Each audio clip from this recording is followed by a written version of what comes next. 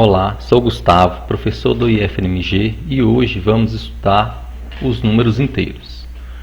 O objetivo da aula é definir formalmente o conjunto Z dos números inteiros, definir duas operações fundamentais sobre Z, definir uma relação de ordem sobre Z e discutir o princípio da boa ordenação também em relação aos números inteiros.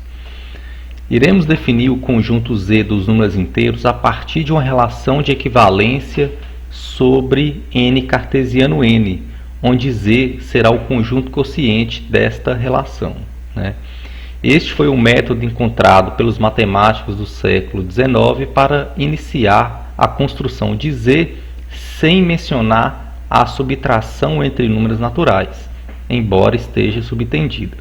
Para isso, considere a relação R sobre n cartesiano n definida do seguinte modo. Então, o par AB relaciona com o par CD se somente se A mais D é igual a B mais C. Essa relação de ordem sobre n cartesiano n é uma relação de equivalência, de fato. Para ela ser uma relação de equivalência, ela tem que ser reflexiva, simétrica, transitiva. Por que essa relação ela é reflexiva? Então, para ela ser reflexiva, nós temos que provar que o par AB relaciona com o par AB. Mas nós sabemos que A mais B é igual a B mais A. Então, de fato, o par AB relaciona com o par AB. Para provar que ela é simétrica. Então, vamos considerar que o par AB relaciona com o par CD. Então, A mais D é igual a B mais C. Podemos reescrever essa igualdade como C mais B igual a D mais A, para ficar mais claro que o par CD relaciona com o par AB. E ela é transitiva, considerando que o par AB relaciona com o par CD e o par CD relaciona com o par EF, então A mais D é igual a B mais C, C mais F é igual a D mais E. Então, o que eu vou fazer aqui, eu vou somar essas duas igualdades, vou obter essa expressão. Agora, vocês estão vendo que dos dois lados da igualdade aparece o D e o C, então posso cancelar esse D com esse D, esse C com esse C, resultando em A mais C igual a B mais E. E essa expressão mostra que o par AB relaciona com o par EF. Então, se essa relação é uma relação de equivalência, eu posso falar da classe de equivalência de um determinado elemento, no caso aqui, o par AB. Então, o que é a classe de equivalência do par AB? É o conjunto dos pares ordenados XY, onde x e y são números naturais, tais que XY relaciona com AB. Alguns exemplos. Note que o par 2, 1 e o par 4, 3 se relacionam com o par 3, 2. De fato, 4 mais 2, 6. 3 mais 3, 6. Então, o par 4, 3 relaciona com o par 3, 2. Também em relação ao 2, 1. 2 mais 2 é 4. 1 mais 3 é 4. Então, de fato, o par 2, 1 também relaciona com 3, 2. Então, aqui eu listei mais o elemento 3, 2, que relaciona com o próprio 3, 2. Então, a classe de equivalência do par 3, 2 é esse conjunto. Mais um exemplo. A classe de equivalência do par ordenado 1, 7. Quais são os pares ordenados que relacionam com 7? O 2, 8, porque 1 mais 8 é 9. 7 mais 2 é 9. 1, 7 também relaciona com 3, 9. 1 mais 9 é 10. 7 mais 3 é 10. E assim em diante. Observe que a classe do 3, 2 é igual à classe do 5, 4. Então, a classe do 3, 2 nós listamos aqui 3 elementos. E, por exemplo, o 5, 4 relaciona com 2, 1. Porque o 5 mais 1 é 6. 2 mais 4 também é 6. né? E nós sabemos que duas classes de equivalência ou são iguais ou são disjuntas. Como essas duas classes possuem pelo menos esse elemento em comum, como nós vimos agora, então de fato elas são iguais. Definição: o conjunto quociente, né, n cartesiano n sobre R será denotado por Z e chamado conjunto dos números inteiros, né? Então, a nossa definição do conjunto dos números inteiros é dado por esse conjunto quociente, né? E o que é o conjunto quociente? É justamente o conjunto formado por todas as classes de equivalência. Então, de acordo com essa definição de números inteiros, a classe 6,4, a classe do 1,9 e a classe do 2,2 são exemplos de números inteiros. Para facilitar a escrita, vamos escrever os números inteiros, no caso até então, né, são representados por classes de equivalência da seguinte forma. Se eu tenho uma classe de equivalência AB, onde A é maior do que B, nós vamos denominar essa classe por K, onde K é um número natural, tal que A é igual a B mais K. Então, quando A é maior do que B, nós dizemos que este número inteiro ele é positivo. Se o A for menor do que B, nós vamos representar a classe do AB como menos K, onde K é um número natural, tal que B é igual a mais K. Nesse caso, quando B é maior do que o A, nós dizemos que esse número inteiro é negativo. Se o A é igual a B, a classe AB nós vamos representar por esse símbolo aqui, que é o zero. Por exemplo, a classe do 6,4. Vocês estão vendo que o primeiro número aqui, no caso 6, é maior do que o 4. Então, nós estamos nessa primeira situação, né? Como 6 é maior do que 4, nós vamos denominar essa classe por K, onde K é o número inteiro, aliás, onde K é o número natural, tal que A é igual a B mais K. Nesse caso aqui, o K vale 2. Segundo exemplo, a classe 1,9 vai ser representada por menos 8. Por quê? Vocês estão vendo que nesse caso o B é maior do que o A, então nós estamos nesse segundo caso, então nós vamos representar essa classe por menos K, onde K é um número natural, tal que B é igual a mais K. No caso aqui, o K seria 8, né? Então essa classe nós vamos representar pelo menos 8. E esse último exemplo, como A igual a B, a classe vai ser o zero, né? Então aqui nós estamos driblando, né, a subtração, né, porque como a subtração não está definida, né, para números naturais, como nós não fizemos essa definição, então nós vamos utilizar esse artifício para representar essas classes de equivalência de uma maneira mais simples. Observe que essa notação indica que existe uma cópia de n em Z, e por esse motivo dizemos que n é um subconjunto de Z, né? Por exemplo, essa classe aqui a gente está denotando por 2, né? É claro que essa classe de equivalência não é o mesmo 2 definido lá com os axiomas de Peano, né? No caso 2, naquela ocasião, era o sucessor do 1. Né? Nesse caso aqui, o 2, o símbolo 2 representa essa classe de equivalência. Mas esse 2 aqui e o 2 definido lá em números naturais, eles desempenham o mesmo papel, né? Então, por isso que nós consideramos que existe uma cópia dos números naturais contida no conjunto dos números inteiros, né? Ou seja, dizemos que n é um subconjunto de Z. Portanto, consideramos que Z é o conjunto dos naturais, união com zero, união com o conjunto dos menos n, onde n é um número natural. Nós vamos definir duas operações sobre Z. A primeira a adição e a segunda a multiplicação. Para isso, considere dois números inteiros, que eu estou chamando aqui de alfa e de beta, onde o alfa é a classe AB e o beta é a classe CD. A adição é definida do seguinte modo, né? Alfa mais beta é igual a classe do A mais C na primeira entrada e o B mais D na segunda entrada.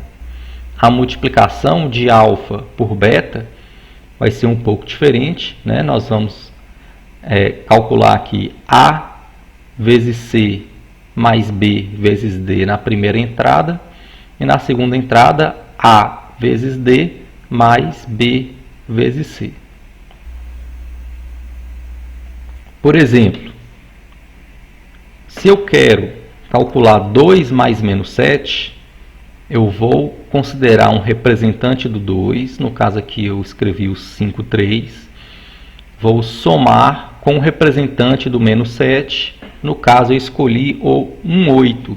Então, de acordo com a nossa definição de adição, né, a soma dessas duas classes, né, que são números inteiros, basta fazer A mais C, então, no caso, 5 mais 1 na primeira entrada e o 3 mais 8 na segunda entrada. Então, de acordo com a nossa notação, qual é a classe do 6, 11? No caso, menos 5. Agora, se eu for multiplicar o 2 por menos 7, eu vou considerar um representante do 2, vou considerar um representante do menos 7 e aplicar a definição da multiplicação. Então, o que a gente vai fazer é o seguinte, né? Na primeira entrada aqui, como eu obtive esse 15? Nós vamos pegar o A vezes C, no caso aqui é 6, e somar com o 1 vezes 9. Então, 6 mais 9, 15. Na segunda entrada deu 29, porque nós calculamos aqui o 3 vezes 9 mais 1 vezes 2. Né? Então, essa classe aqui representa justamente o número inteiro menos 14, como esperado. Um detalhe importante que nós devemos levar em consideração é que você pode estar se perguntando se eu escolher um representante diferente do 2, né, diferente da classe do 3, 1, e outro representante do menos 7, e realizar essa mesma operação aqui, será se o resultado também seria menos 14? Né? A resposta é que sim, que é o que diz esse teorema. A adição e a multiplicação de dois números inteiros estão bem definidas, né? O que isso significa? No caso, a gente vai fazer a prova somente da adição. Então, para provar que a adição está bem definida, nós vamos considerar a classe AB igual à classe XY, a classe CD igual à classe ZW, e nós vamos provar que a classe AB mais a classe CD é exatamente igual à classe XY mais a classe ZW. Né? O que isso significa? Que aquelas duas operações definidas independem da classe escolhida. Né? Então, vamos provar que isso aqui de fato acontece. Então, por hipótese, a classe do AB é igual à classe do XY. O que isso significa? Significa que o par AB relaciona com o par XY. E se o par AB relaciona com XY, A mais Y é igual a AB mais X. E pelo mesmo motivo, o C mais W é igual a D mais Z. Logo, eu vou somar aqui essas duas igualdades, vou obter essa expressão. Agora eu vou reorganizar, né, esses elementos que aparecem. Então aqui vocês estão vendo que eu escrevi A mais C e aqui Y mais W, que é igual o B mais D mais X mais Z. Isso implica, né, que o par ordenado A mais C, B mais D relaciona com par ordenado X mais E, Y mais W. Então, se esse par relaciona com esse, significa que a classe desse elemento é igual à classe desse elemento. Então, voltando na definição, né, se essa classe é igual a essa, significa que a classe AB mais CD, é igual à classe XY mais ZW.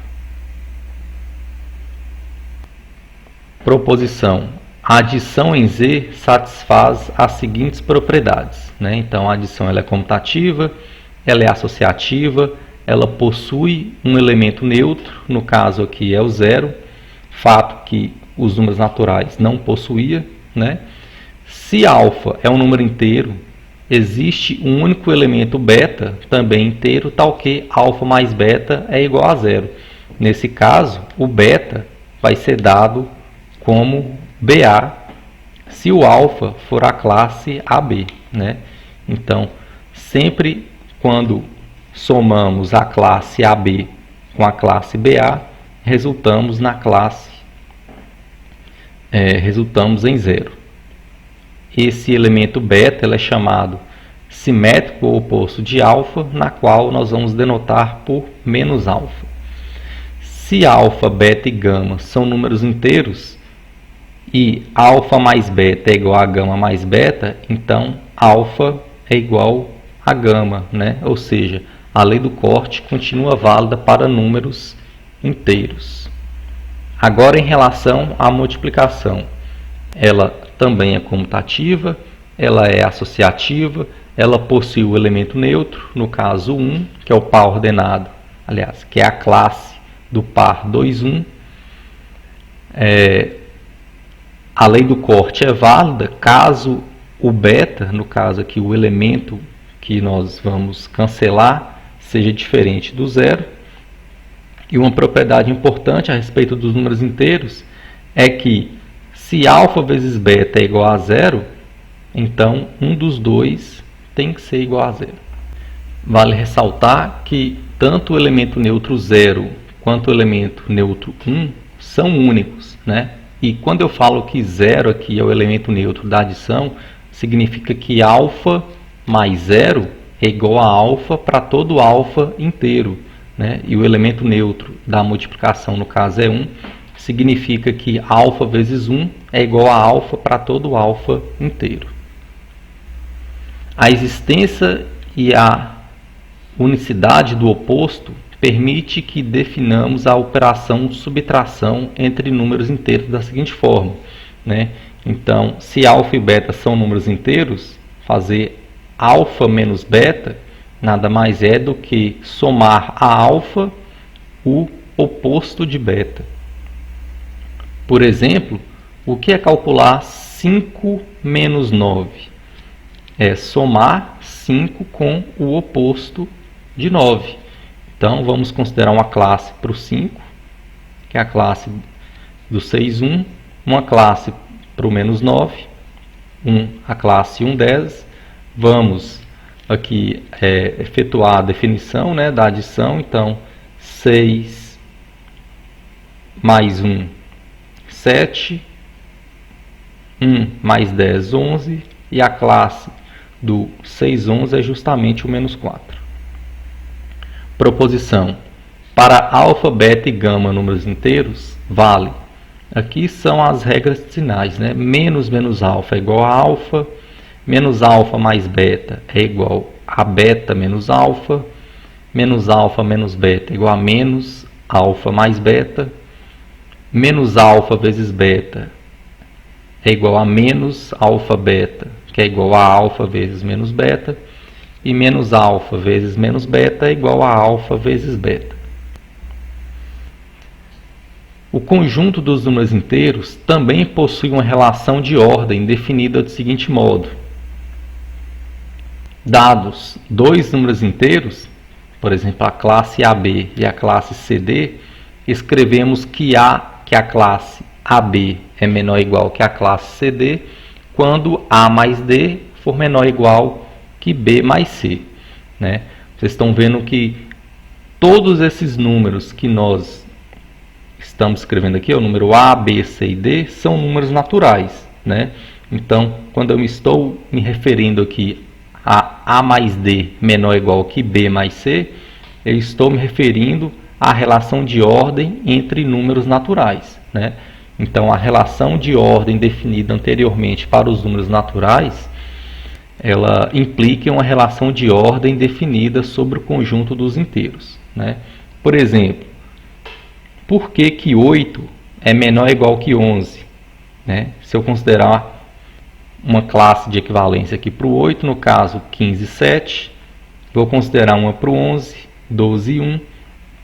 Nós sabemos que o 15, né, no caso aqui é o A, mais o D, A mais D é menor ou igual que o B mais C. Né? No caso aqui, 7 mais 12. Então, 8 é menor ou igual que 11 por este motivo. Proposição: a relação menor ou igual sobre Z definida acima está bem definida e é uma relação de ordem total. O que isso significa? Né?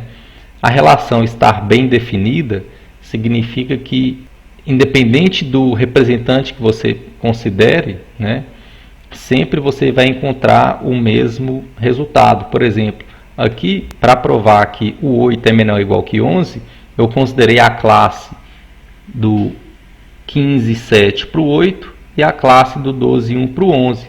Se eu tivesse considerado outra classe para o 8 e outra classe para o 11, o resultado de 8 ser menor ou igual que 11 vai continuar o mesmo. E é uma relação de ordem total. Né? O que isso significa? Quaisquer dois números inteiros que eu considere, por exemplo, alfa, beta, ou alfa é igual a beta, ou alfa é menor do que beta, ou beta é menor do que alfa. Proposição: a relação de ordem definida anteriormente satisfaz as seguintes propriedades. Se alfa é menor ou igual que beta, então alfa mais gama é menor ou igual que beta mais gama para todo gama inteiro. Se alfa é menor ou igual que beta e gama é maior ou igual que zero, então se eu multiplicar o gama aqui dos dois lados, a desigualdade conserva, e caso o gama for menor ou igual que zero, né, então o sinal aqui da desigualdade inverte. Vimos que todo subconjunto não vazio do conjunto dos números naturais possui um elemento mínimo, mas esse resultado não é válido para o conjunto dos números inteiros, pois, por exemplo, considere esse conjunto X formado somente por números inteiros, né, o 0, menos 2, menos 4, menos 6, menos 8 e assim em diante. Esse conjunto ele não possui um menor elemento. Entretanto, adicionando uma hipótese, o resultado continua sendo válido também para os números inteiros. Para isso, a gente vai definir o que é um conjunto limitado inferiormente. Então, seja X um subconjunto de Z não vazio. Dizemos que X é limitado inferiormente se existe um número inteiro A, tal que A é menor ou igual que X para todo X em X. É importante destacar que, para X ser limitado inferiormente, esse elemento A não necessariamente tem que ser um elemento de X, basta ele ser um número inteiro. Por exemplo, o conjunto X, formado pelo menos 1, 0, 2, 5, ele é limitado inferiormente pelo menos 1, mas também por qualquer número inteiro menor do que menos 1. Né? Por exemplo, menos 2, menos 3, menos 10 e assim em diante. Teorema, no caso o princípio da boa ordenação. Teorema, no caso o princípio da boa ordenação para o conjunto dos números inteiros. Seja X um subconjunto de Z não vazio e limitado inferiormente, então X possui um elemento mínimo. Né? Então, a prova deste teorema do PBO em Z é feita utilizando o PBO dos números naturais. Né? Então, eu vou considerar que X um subconjunto qualquer de Z não vazio, e por hipótese X ele é limitado inferiormente. O que isso significa? Existe um elemento A em Z, tal que A é menor ou igual que X para todo X em Z. Mas se existe esse A, tal que A é menor ou igual que X para todo X em Z, com certeza existe um elemento menor do que esse A, que seja somente menor do que X para todo X em X. E é esse número inteiro que eu vou estar considerando aqui, ó. Então, sem perda de generalidade, existe o número inteiro A, tal que A é menor do que X para todo X em X. Então, nós vamos definir esse conjunto auxiliar aqui, o S, formado por essas diferenças, ó, x menos A tal que x pertence a x, e esse conjunto S é subconjunto dos números naturais. Né? Por quê? Como x é maior do que A, estritamente maior do que A, então todas as diferenças, né? Então sempre o x menos A é maior do que zero. Então no mínimo ele é igual a 1. Né? Então vocês estão vendo que essas diferenças aqui resultam sempre em números naturais. Tá? E como S é não vazio, né? Por que S é não vazio? X é não vazio. Então existe pelo menos um elemento que você pode calcular essa diferença. Né? Então o conjunto S é não vazio, subconjunto dos naturais. Então, pelo PBO, já demonstrado anteriormente, S possui um menor elemento que eu vou chamar aqui de A'. Né? O que significa falar que A' é o menor elemento de S? Significa que A' pertence a S e A' é menor ou igual que S para todo S em S. O fato do A' pertencer a S, né? Então, na verdade aqui é um S, temos que A' é igual a B menos A para algum B em X. Né? Então, se A' é um elemento em S, significa que A' é dado por uma diferença de um elemento de X por A. No caso, o elemento de X eu vou estar chamando aqui de B. E a nossa afirmação é que esse elemento B é o elemento mínimo do X, né? Ou seja, é o menor elemento de X. De fato, para mostrar que B é o elemento mínimo de X, nós temos que mostrar que B pertence a X, mas B pertence a X pela própria definição do elemento B. Resta mostrar que B é menor ou igual que X para todo X em X. Né? Então, como nós sabemos que A' é menor ou igual que S para todo S em S, e os elementos de S são dados por essa diferença, então A' é menor ou igual que x menos A para todo x em x. Né? Então, eu vou considerar essa desigualdade, vou somar o A dos dois lados, então resulta A' mais A menor ou igual que x, mas A' mais A é justamente B. Né? Ou seja, B é menor ou igual que x para todo x em x. Portanto, o resultado é válido. Como consequência do PBO para números inteiros, vamos provar que se x é um inteiro, tal que x é maior do que 0 e menor ou igual que 1, então x tem que ser o 1. Para isso, nós vamos definir esse conjunto auxiliar chamado de x maiúsculo, formado pelos x inteiro, tal que x é maior do que 0 e menor ou igual que 1. Então, nossa intenção é mostrar que esse conjunto x é formado somente pelo número 1. Né? Então, se eu provar isso, nós provamos esse corolário. Assim, esse conjunto x ele é diferente do vazio, porque 1 pertence a ele. Né?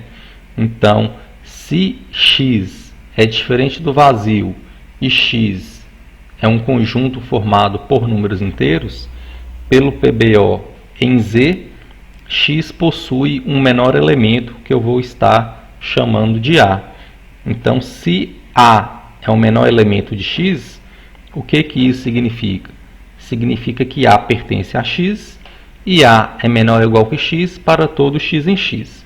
Mas o fato de A pertencer a x significa que 0 é menor do que A, que é menor ou igual que 1.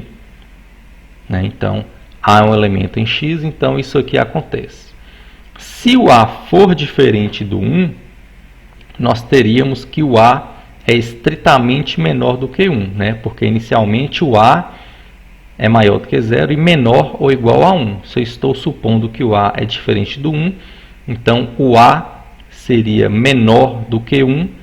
Vou multiplicar o A dos dois lados, então nós vamos ter que A ao quadrado é menor do que A, onde o A é menor do que 1, então A ao quadrado é menor do que A, que é menor do que 1, e todo número ao quadrado é maior do que 0.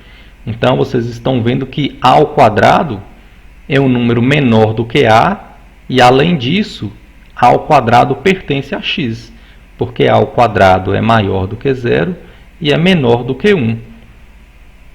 Então, A ao quadrado pertence a x, e isso é um absurdo, porque a princípio, era o menor elemento de x, e eu encontrei um número menor do que A, que ainda está em x.